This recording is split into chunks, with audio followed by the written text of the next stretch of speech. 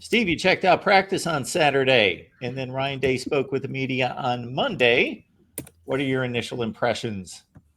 Well, the practice on Saturday was actually closed. There were about 300 onlookers there, though, a lot of high school coaches and friends of ours, basically, friends of the program, friends of ours. And so we got a few observations and tidbits here and there.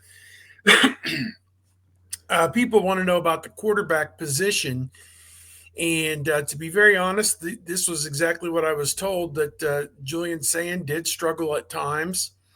And as one of the people that we talked to said, it seemed like he was running laps a lot for making mistakes or turning the ball over or, mishandling a snap or a handoff or something. Lincoln Keenholtz did a pretty good job, they thought. Tavian St. Clair was his head was swimming. It was a very difficult day for him as well as a true freshman in there trying to move the ball. But they said there wasn't a lot of downfield stuff, so there were a lot of checkoffs and check downs, which you'd expect.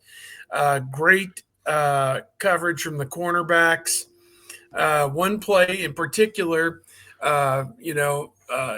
everyone loves Davis Igbinosun because he eventually gets the job done at cornerback. Getting from point A to point B might be a little rocky sometimes, might be a little handsy, could have a yellow flag or two, but generally it ends without a lot of points scored. And that was the case the other day. He got beat deep by Mylan Graham, but used his great recovery speed to knock the ball away and then let everybody in the building know about it. And that was one of the highlights. One of our people thought of the scrimmage that he isn't going to change. He is going to get beat. He is going to recover, and then he's going to let everybody know about it. So that's IGB. Never change IGB. So there you go. We got him. You can count on him.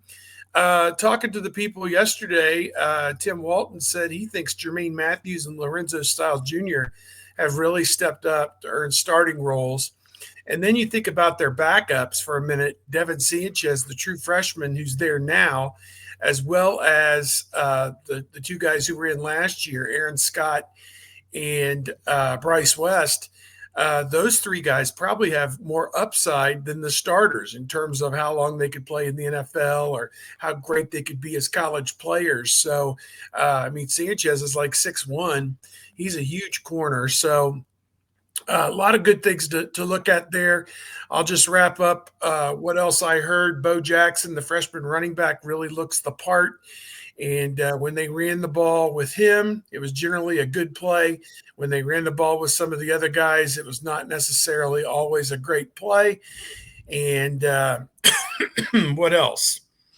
Pass rush was not all that great, as you'd expect when you take Tui Maloau and Sawyer out of the mix. You got some other people in there. Mylan Graham looked good. Carnell Tate looked good.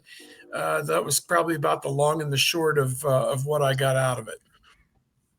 Yeah, Mylan Graham is a name that we keep hearing all the time.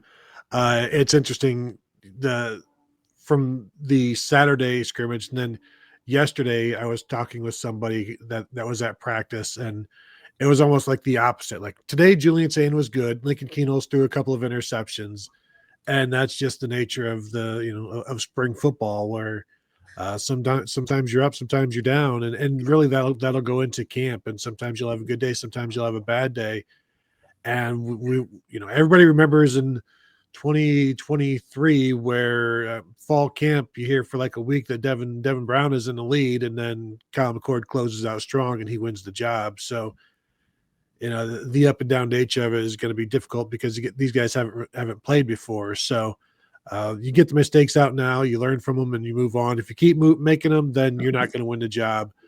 And so I think we did a podcast episode a couple days ago after the reports coming out of the scrimmage about how Julian Sand struggled, and was like, is it too soon to panic about the quarterback situation? And yes, it is too soon to panic about the quarterback situation, because when Ryan Day puts a bad quarterback out on the field, that'll be the first time he does it. Yeah, the last go around of interviews on the offensive side of the ball, the thing that I heard out of you guys, and then also in reviewing the interviews that seemed to be to the surface more than anything, was there's a long way to go. There's a long, long way to go. We just started. We just got going on this. There's a long way to go. Now, taking Steve's tidbits from Saturday and expanding on that, not blowing it out of proportion that Julian's saying struggling, but if this continues, if there's Lincoln Keenholz and there's an evaluation of an offense that has the best playmakers in the conference, and that if you just simply check the ball down, make this throw to, now they've got one of the best tight ends in the nation coming in from Purdue, et cetera, with all the playmakers, what is that balance of ceiling and skill and escapability out of the quarterback position versus just doing the job and throwing to the right guy? Ryan Day wants his quarterbacks to do the routine thing routinely. That's all you got to do. You just be a distributor. Once you get rid of the ball, your job is done. Like, everybody else will do 80% of the battle for you if you just get the ball to the right guys. And checkdowns are fine. A throwaway is fine. That was something that Howard excelled at. Do the routine things routinely, and then as the season went on, he was able to do more and more and more until he was arguably the second best player on the field by the end of the season, or best player on the field in that Texas game, maybe. So yeah, it's a process, and you don't. I don't think you expect anybody to look great at quarterback early in spring, because it's all still a mishmash of offensive lines, of receivers.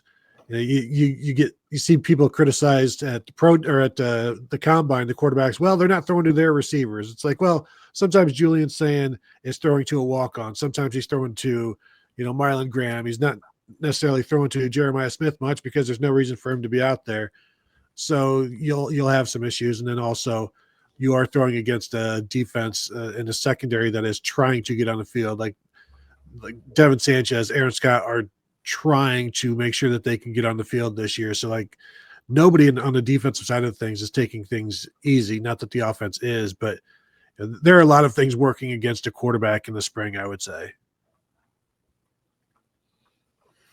Yeah, I would agree. I think, again, they're just trying to get all these guys as many reps as they can and see who can handle the difficulty that goes along with it, and everything else. I mean, this is what it's going to be times 4 when you get into a game in the fall. So this should be easy compared to, what could happen in the fall in some of these big time games. So they need to see which of these guys is going to step up and rise to the occasion. And, I've believed all along that they're going to be fine. It's just define fine. Is fine 10-2? Is fine 12-0? For a lot of you people, 12-0 is all that matters. And you might be a little disappointed this year. I don't know. Go 10-2. And in this day and age, I hate to say it, I wouldn't have said it 5 years ago, but if you win the Big Ten championship, great. If you don't, fine. Be a 6 seed, be an 8 seed. That sounds familiar. Whatever. Get into the playoff at 10-2. And then kick it into gear and coach toward that trajectory. Get that team ready and rolling, well, I guess past November, December. It's just a different deal. It is. It's different than anything we grew up with, no doubt. It's the NFL. And you might get Penn State's road, so get in and you might get that easy road until right into the Final Four. Exactly. Or you might until you get out coached by Marcus Freeman. Yeah. Or you might get the toughest road and still be able to just win your way through it. Hey, that helps too. It's kind of my thought at the beginning of the playoff, and this was not unique to me, that, wow, they got the toughest road. Mm-hmm. Man, that's a tough road. But I know they can play it through it. It doesn't look like they have that mindset right this second, but I know they can do it. Well, they went out and did it. Or you can win all of your games, be the number 1 seed, and be an underdog in the Rose Bowl in your first playoff game. Yeah, it is a different deal. We've seen all those 6 seeds in the NFL playoffs win over the last 20 years. It happens, and it's going to be this sport going forward, apparently, or at least they're going to have that opportunity. How as long? much as a 1 or 2. How long is just making the playoffs good enough? Does that become the new 9 wins? Just making the playoffs if you don't do anything in it? As Ohio State, As you know, as a Penn State, as a